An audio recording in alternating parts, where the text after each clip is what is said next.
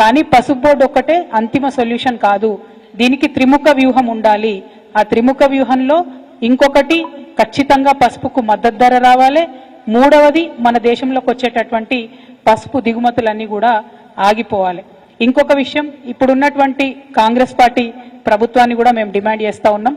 మేము అధికారంలో ఉన్నప్పుడు గౌరవ పెద్దలు కేసీఆర్ గారు పార్లమెంట్లో మేము 2015లో మాట్లాడి మరి మాకు స్పైసెస్ పార్క్ ఇవ్వండి, పసుపు ఆధారిత పరిశ్రమలకు అవకాశం ఇవ్వండి అంటే ఆనాడు కేంద్రం రాసిన ఉత్తరం ఉంది, మేము డబ్బులు ఇవ్వము, మీరే డబ్బులు పెట్టుకోండి, మీరే ల్యాండ్ ఇవ్వండి, మీరే పరిశ్రమలు తెచ్చుకోండి అని వాళ్ళు చేతులు దులిపేసుకున్నారు.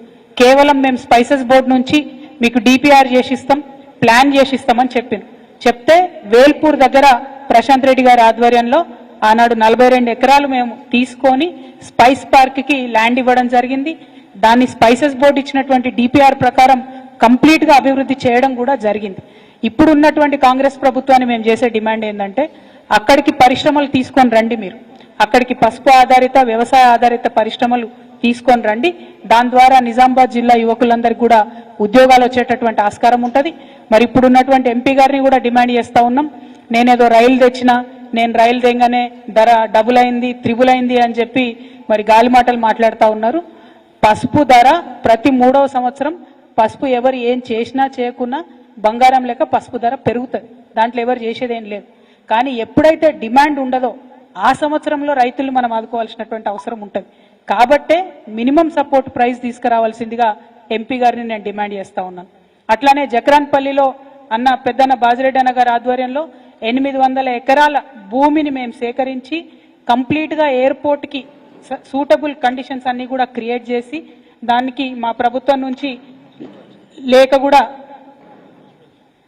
కూడా రాసినాం. కేసీఆర్ గారు ముఖ్యమంత్రిగా ఉన్నప్పుడే ఎన్ఓసి కూడా రావడం జరిగింది దానికోసం. మరి ఇప్పుడు అక్కడ ఎయిర్పోర్ట్ తీసుకొని రావాల్సిందిగా ఎంపీ ధర్మపురి అరవింద్ గారిని నేను డిమాండ్ చేస్తూ ఉన్నా. ఎయిర్పోర్ట్ వస్తే పసుపు బాగుపడుతుంది, రైలు వస్తే పసుపు బాగుపడుతుంది అని అనేక మాటలు నిన్న తను ప్రెస్ మీట్లో చెప్పిండ్రు.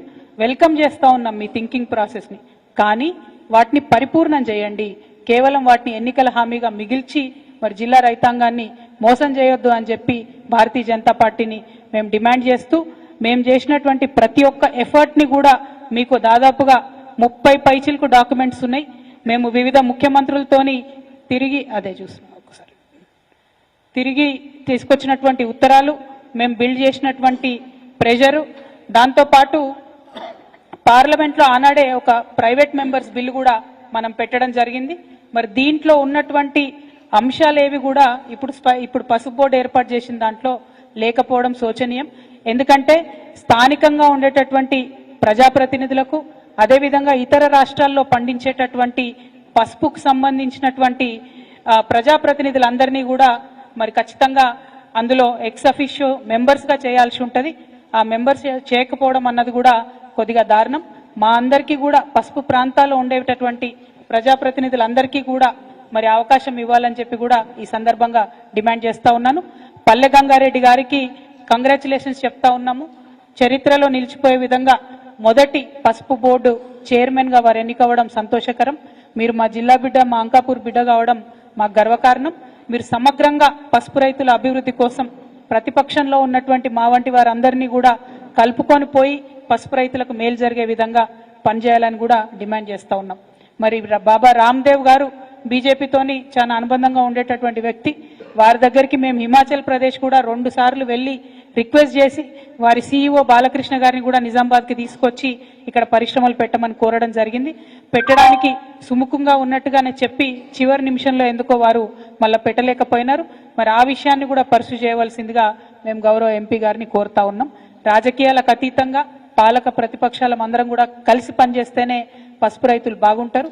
మరి ఆ విషయాన్ని మళ్ళొకసారి గుర్తు చేస్తూ పసుపుకు మద్దతు ధర తీసుకొని రావాలని చెప్పి, ఎయిర్పోర్ట్ని తీసుకొని రావాలని చెప్పి, అట్లానే పసుపు ఇంపోర్ట్స్ని దిగుమతులను తగ్గించి వీలైతే మొత్తానికి బంద్ చేయాలని చెప్పి కూడా ఈ సందర్భంగా డిమాండ్ చేస్తూ అందరి దగ్గర కూడా సెలవు తీసుకుంటున్నాను. Thank you. జై తెలంగాణ.